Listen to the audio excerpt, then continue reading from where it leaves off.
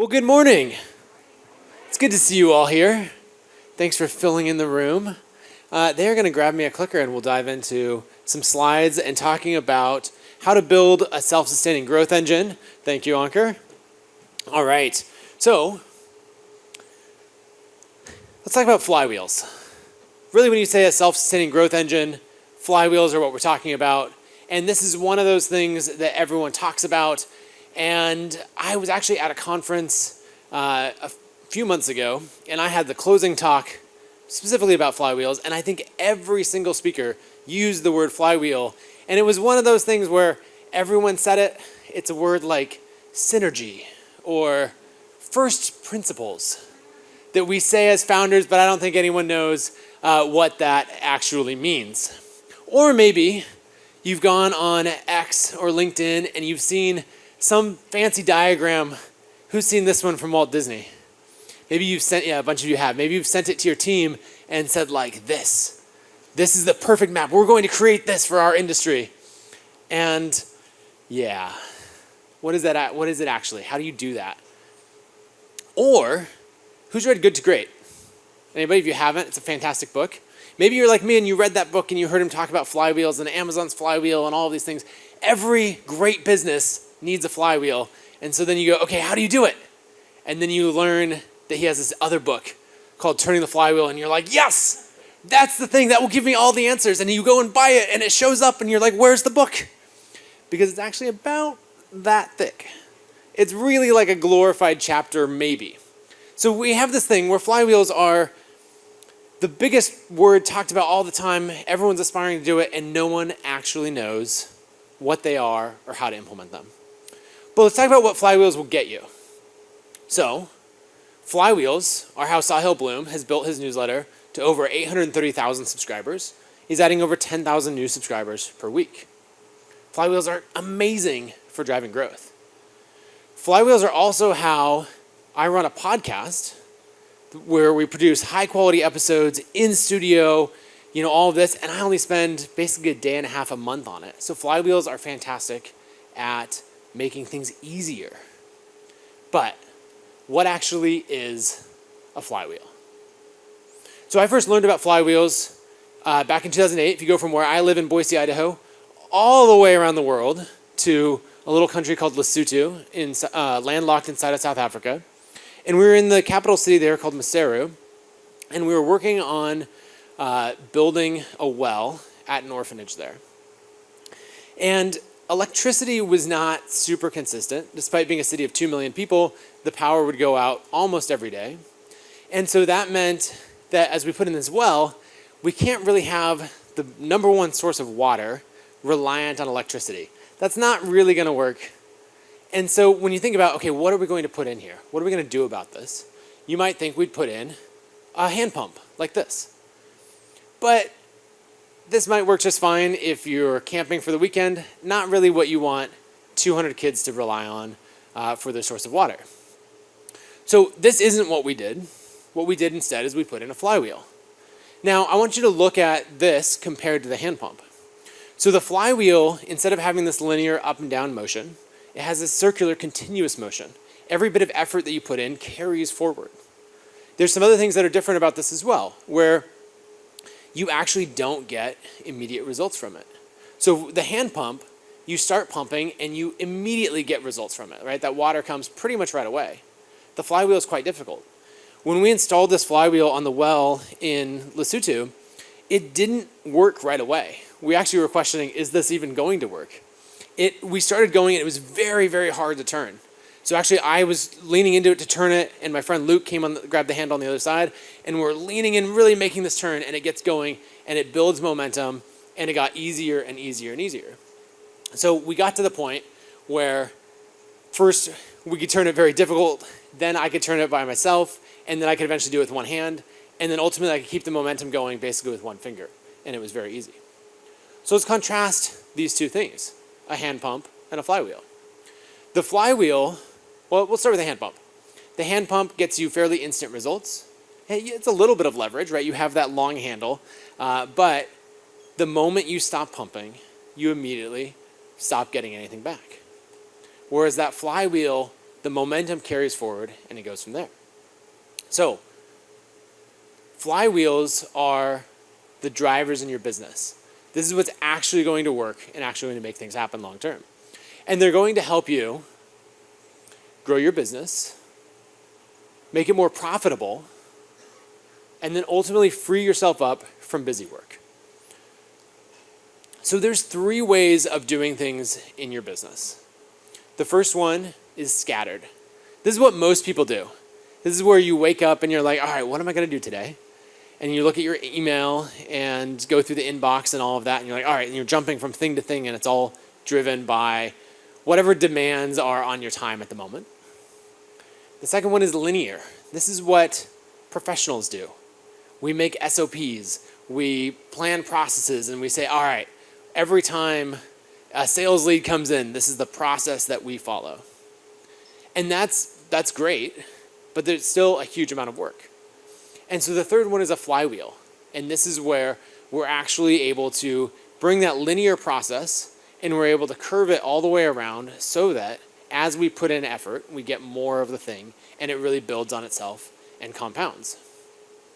And so the goal is, if you're doing a scattered process, is to first bring it to a linear process.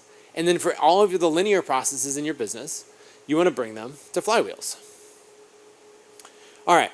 So let's go to a very specific example, because this is all theoretical at the moment.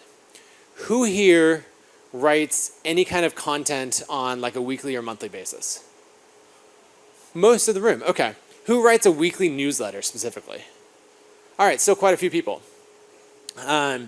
So when you're doing that, I'm curious if your process is dialed in and you know exactly what to do, or if you're like how I used to be, let's see, my newsletter goes out Tuesday at 10 a.m.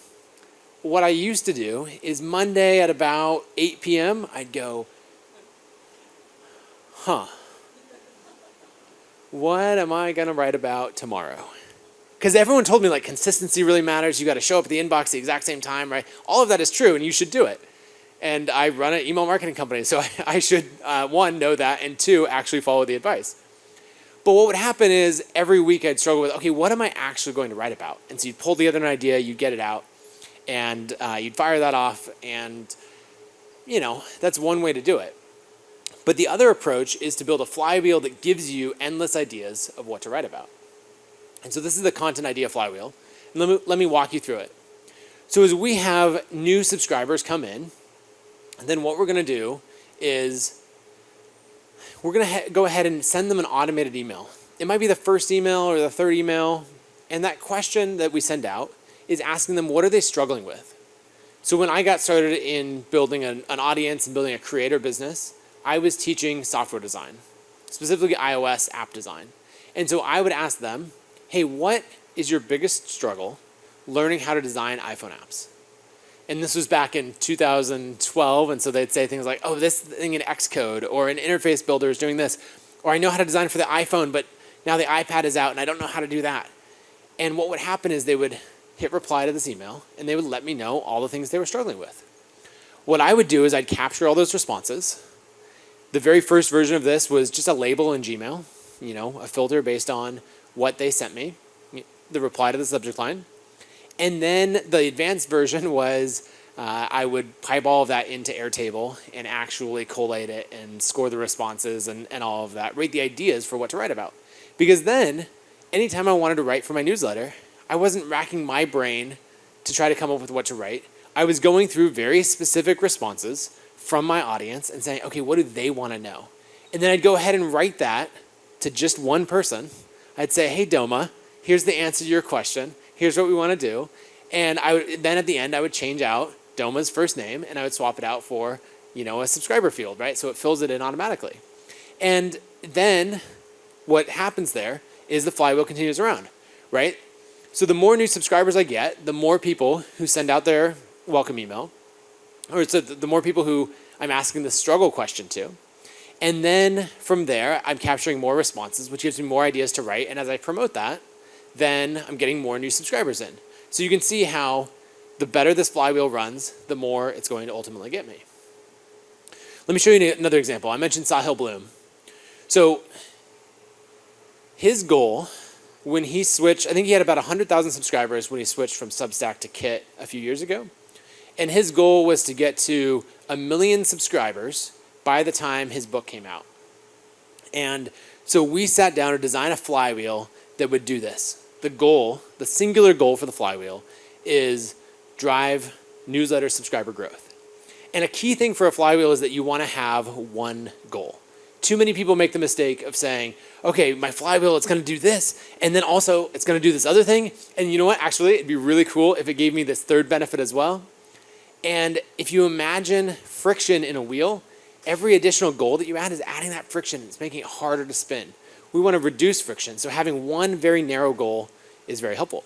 So Sahil says the whole goal is subscriber growth, and we're going to dive in and do that.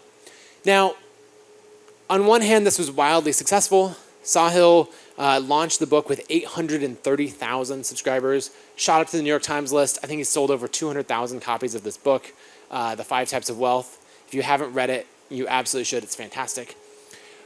But if you're like, I got to call it out, like the goal was 1 million, 830,000. So if you're the kind of person who's okay settling for 83% of a goal, this flywheel's for you. We'll see how it goes. All right.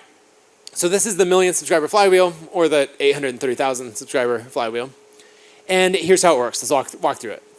So first we have new subscribers coming in. And here he really stressed growth on X and LinkedIn and Instagram. So as we come in from social media, right, we're trying to get as good as possible at converting from those channels onto the newsletter. Then he's doing recommendations and partnering with other creators. So as they come in, then he's saying, hey, why don't you also check out these other creators, right? Through Kit's Creator Network, he's got partnerships with James Clear and Tim Ferriss and all these other creators so that he's recommending them and they're recommending him. So this is a multiplier step in the funnel, right? So basically every new subscriber who comes in turns into like 1.3 subscribers, and you could actually do the math on that. Then he's really emphasizing the newsletter. He's sending a great newsletter twice a week, and he's putting a ton of content and a ton of focus into making sure that content is really high quality. And the twice a week thing is important because what he does next is he sells sponsorships in that newsletter, right? And so because he's sending twice a week, then as the newsletter grows, he can sell more and more sponsorships, and he can take that money and reinvest it in growth. And so if we look here at what he does, he spends it both on a company called Sparkloop that we own. He spends it in their partner network to pay other creators to promote him. And then he also spends it on meta ads in order to grow faster. And then that ultimately drives new subscribers. So I want to walk through that flywheel in more detail. But before we do that, I want to talk about the 3 laws of flywheels. And you can keep track of this one, because then if someone uses the word flywheel later, you can be like, oh, but did you know that there's 3 laws of flywheels? And you'll sound really smart. And they'll be like, oh, flywheel is just a buzzword that I was using. But you'll be like, I'll break it down. All right, so the first law is flow. So activities have to flow smoothly from one into the next. The way that Jim Collins talks about this is you want the next step in that flywheel to be the inevitable conclusion of the previous one. You need to get it as smooth as possible to go from one step to the next. The second one is ease. You need each rotation to be easier than the previous rotation. Remember back to the well in Lesotho, we actually need it to, it's going to start difficult, but then as it builds momentum, it gets easier and easier and easier. And the last one is growth. Each rotation should produce more than the previous rotation. Now, when you put all 3 of these together, it almost sounds too good to be true, right? You're saying, wait a second. So this is going to get easier with every rotation, and it's going to produce more with every rotation. Sounds like the 6-minute ab, like infomercial type thing that we'd see on late night television. Like, it sounds way too good to be true. But it works in real life physics, and it absolutely works in online business as well. So let's look at this flywheel again with that in mind, applying the 3 laws. So first, flow. Every step flows smoothly from one into the next. It makes sense. There's a logical conclusion all the way around. If we think about ease, every time we run this flywheel, we can optimize little things and improve what we're going to do. We can have better recommendations. We can make it easier to write the newsletter. We can improve our welcome sequences and our flows. We can dial in our newsletter sponsorship process, right? Have SOPs for all of that. And so it might be very difficult to get a first rotation, but then later on we can find out how to improve it every time. And then growth is the biggest one. This is very much a growth flywheel. So if you imagine an early rotation of this, 100,000 subscribers, maybe we're gaining a couple thousand new subscribers a week, that we're driving from social. Well, on 100,000 subscribers, we can sell sponsorship on that. So maybe, let's say we're selling $1,000 or $2,000 per issue for the newsletter, and we're sending twice a week. So in early rotation, we might have $4,000 a week of sponsorship income. At a rate of $2 per subscriber, that lets us get 2,000 new subscribers through, just through that ad spend.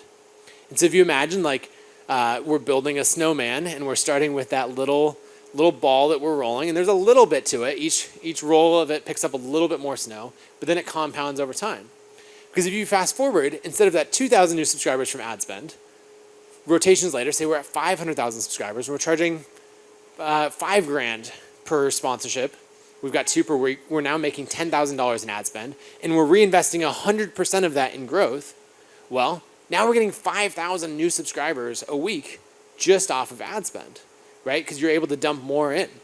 So as you go around, the more subscribers you have, the more money you make off of ad spend, the more you can reinvest to get more new subscribers, right? So this is a very clear reinvestment flywheel where we're just compounding in a big way. It's a very clear example of all 3 laws playing out in a business process. One pro tip, I've been showing you lots of fancy flywheels that I made in Figma and spent all this time designing it. That is not what you need to do. When you sit down to make a flywheel, they're complicated. They don't immediately work. It's confusing. You're like, here's how it could work. Here's this whole thing. And instead what I would do is just do it on paper. This is the way I do it. I get a bunch of 3x5 cards and I draw arrows and I write out and I'm like, okay, this is what the steps could be. And then I rearrange the whole thing. So just start on paper, make it really easy from there. All right, there were a bunch of early founders here. And so I want to show you the flywheel that I used to build Kit from 2,000 in MRR to 100,000 in MRR in 12 months. Now, if you hear that and you think wow, he's so impressive, you should know that it took me 2 years to build to the 2,000 in MRR. So it's kind of sucked for a long time.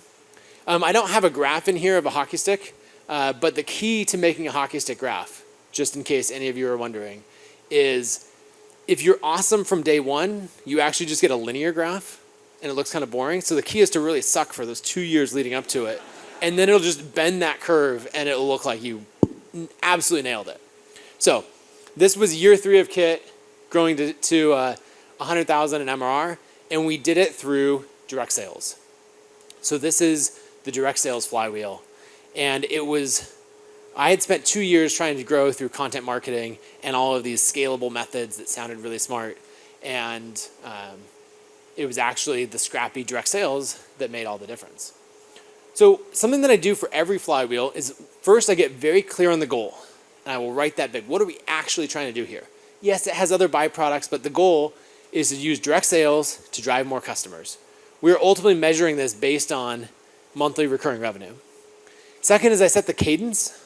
On what cadence am I measuring and tracking this? We'll talk about that more in a second. And then third, I'm saying, hey, what other metrics am I measuring within this? So number of customers, monthly recurring revenue. We'll get into that in more detail. But let's walk through this. So first step is to identify new potential customers. And here I'm using built with nerdy data. Now you'd use ChatGPT, but this was 2015. So, we basically had to use Stone Age tools back then. And so you're going through and identifying the top creators in each niche, and I was reaching out. And I was sending these dedicated emails saying, hey, I saw that you're using MailChimp, and I wanted to reach out and there's the outreach slide, and just ask, is there anything frustrating you with using MailChimp? The reason that I ask is I built a company called Kit. We do email marketing for creators and I would drop the 3 most relevant names that I had. If I knew anyone else in your industry, I would mention them right there. And I'd just say, I'd love to get on a call and try to understand your frustrations. And that struggle, frustration question worked really well. People would say, actually, I'm really annoyed with all of these things on MailChimp. And I could say, like, well, I actually used to use MailChimp, and I built Kit to help solve those problems. So let's jump on a call and walk through it. We'd get on that call. I'd understand their frustrations. I'd demo the product that we'd built and share the vision for what I'm building long-term on this platform. Now, something happened here that I was very bad at. I'd make the pitch on the call, and it took me a long time to learn that you actually have to follow up in sales. Like, I'm a designer. You all are laughing like you know this, that follow-up matters in sales. It took me a very long time to learn this because I was like, yeah, I made the pitch. You should buy it. It took me a while as a product designer to then learn to be a marketer and a salesperson. But I would really dial in this follow-up step and have a whole process for it. But what really made the difference is when I started to do this thing called a concierge migration. And that is a very fancy way of saying I would do I would pull up your MailChimp account and your Kit account, and I would just do all the work and copy and paste everything over for you. And the reason this mattered so much is because I'd be on these sales calls, and people would say, this sounds really cool. I'd love to be a part of your platform, but I'm not going to switch. It's too much work. And I would try so hard to convince them it's not that much work. You just change over every single one of your opt-in forms. You edit all the HTML, and then you just copy and paste, and you rebuild all the automations and figure out Zapier. And it's really not that much work at all. You can totally do it. And unsurprisingly, it was entirely unconvincing. And one time out of desperation, I just said, it's not that much work. I'll do it for you for free. And there's this interesting thing that happens in sales and objections and all of that, where if I pitch you on something, you have to give me a response. Like if I were to take you right here in the front row, if I were to ask you, like, will you sign up for Kit? You have to give me a reason why or why not, right? And this is totally different than the internet, right? If I were to ask you that and you were to look at me and then like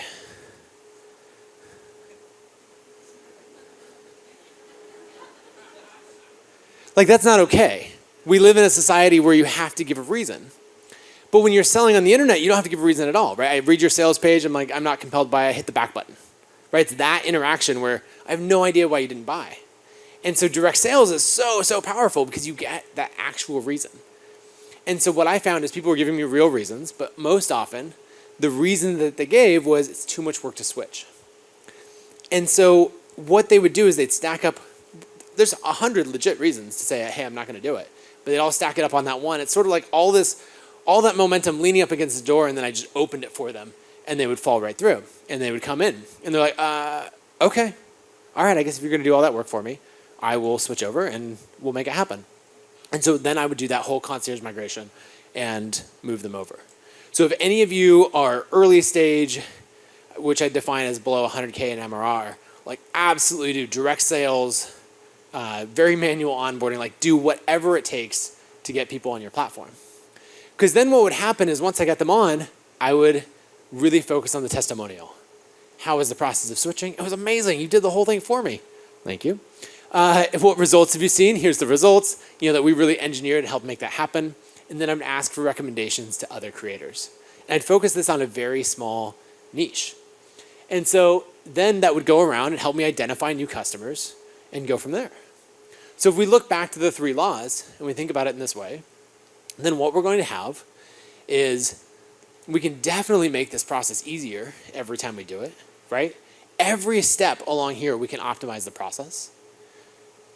We can definitely make it get more results as we go. The first few rotations of this, it was absolutely brutal.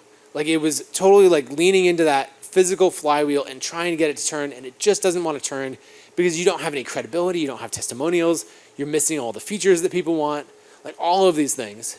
But what I found is every customer that I closed gave me a little bit of resources to make the product a little bit better, gave me a little bit more credibility, and it just made it like 1% easier to close that next customer. And then that built from there.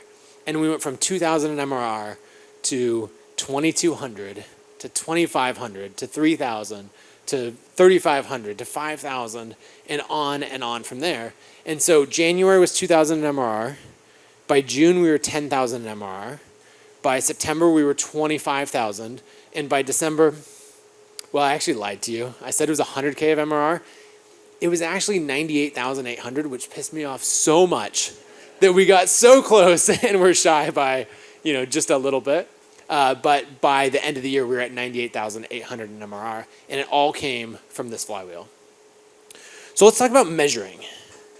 Measuring is so important with flywheels because you have to actually know, is it going through these three laws? Are we getting better over time?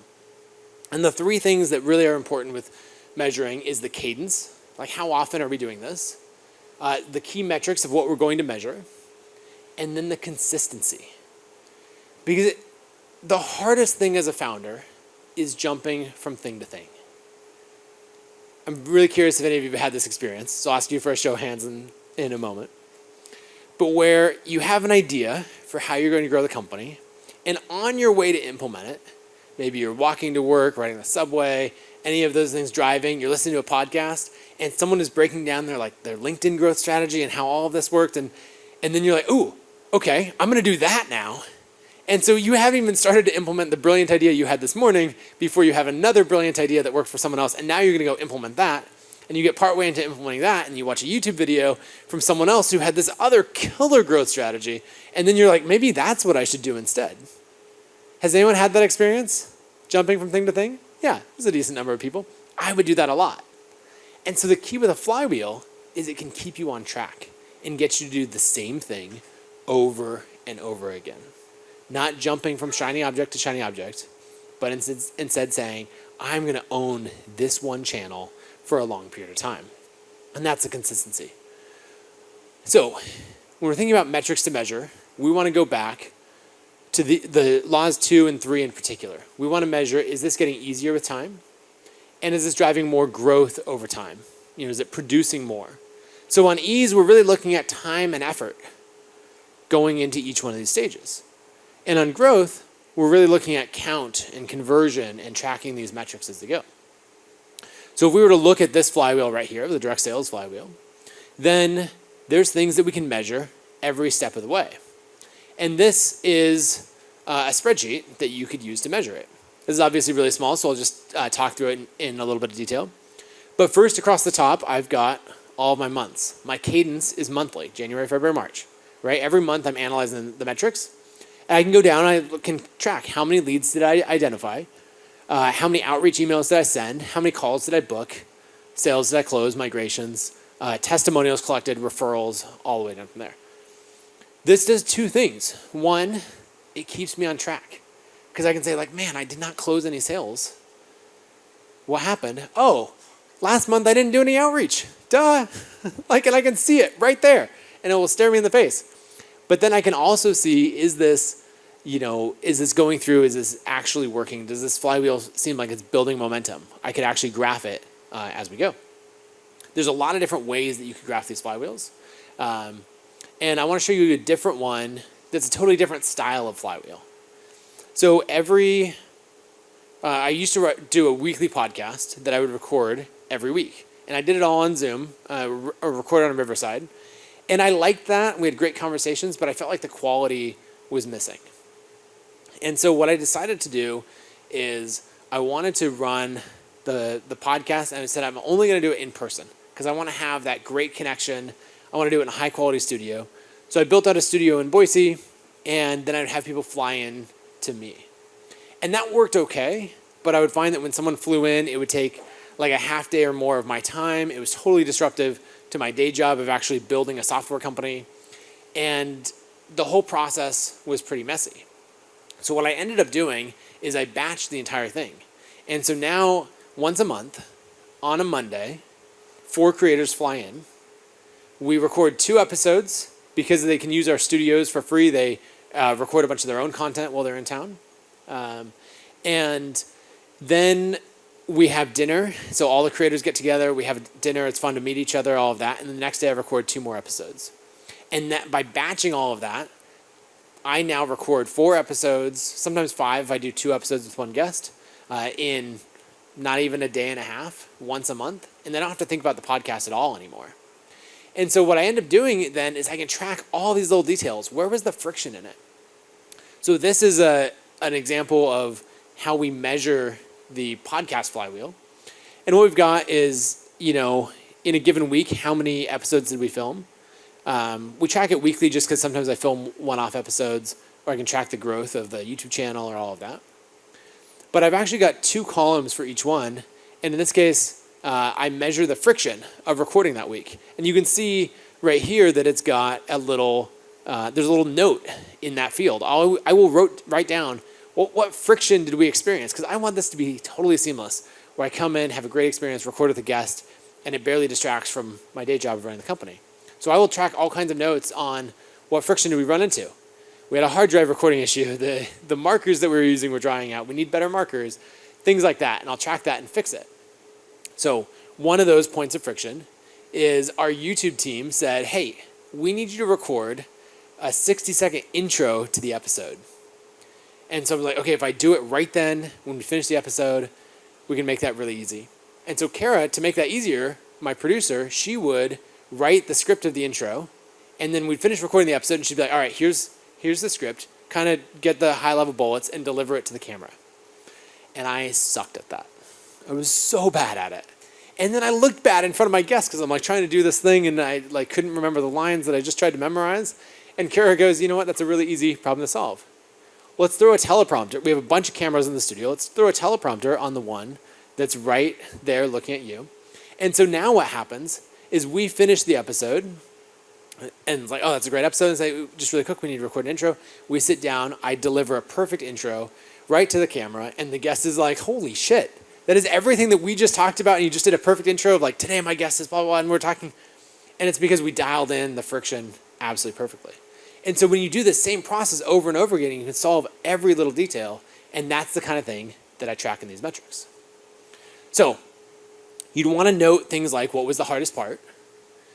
What did you learn from this rotation? What can you improve for the next rotation? And then finally, what can you delegate or automate? So we live in a world where everyone's trying to do things through AI, and that's fantastic.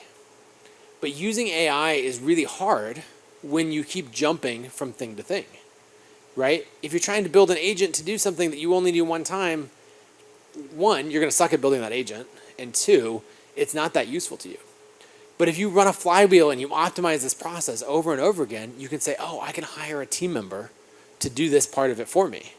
I can automate this with Zapier. I can use AI for this step because I did it over and over again, and it's worth it to tweak this and improve it over time. So that's why the flywheels mattered before, and now in a world of AI, they matter so much more because it gets you to do the same activities very consistently over a long period of time. Because that consistency is the biggest thing. When I see founders fail, it's almost always because they tried a technique or a growth strategy or something else, and they did it for 2 weeks or 2 months, and they said, it didn't work for me. And so the flywheel gets you to stay incredibly consistent. To do this, I think that calendar reminders really help a lot. So what I do is on my calendar, I will block out the time necessary to operate the flywheel. So that means if we're doing direct sales, I've got time blocks for here's when I'm doing my outreach. Here's all my scheduled times that we're getting the calls booked. And then I'm going to have this little 15-minute block. If it's a weekly flywheel, it'll be once a week on Friday afternoons. If it's a monthly flywheel, I'll pick the time to do that. Where I'm going to go look back and analyze what worked, what didn't. I'm going to fill in my scorecard, report on the flywheel. I might even automate filling in that scorecard so it pulls in, my YouTube growth numbers automatically or those things, right? All stuff that you can do with AI. And that just really keeps me consistent doing the same things over and over again. So, without flywheels, you're running your business on hard mode and you're working too hard to produce results. That's something that I experience so much over and over again. And so you need a set of systems. You need a way for things to get easier over time, to produce greater results, and then ultimately to require less effort. It works in real life physics, and it absolutely works in your business as well.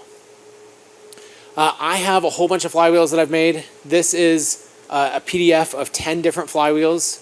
If you want to download that, it's creatorflywheels.com/examples, or the QR code goes the same way. Probably blocking like half of you, so I'll just block a different half. But if you want to download those, send me any questions. If you want these slides, my email is nathan@kit.com.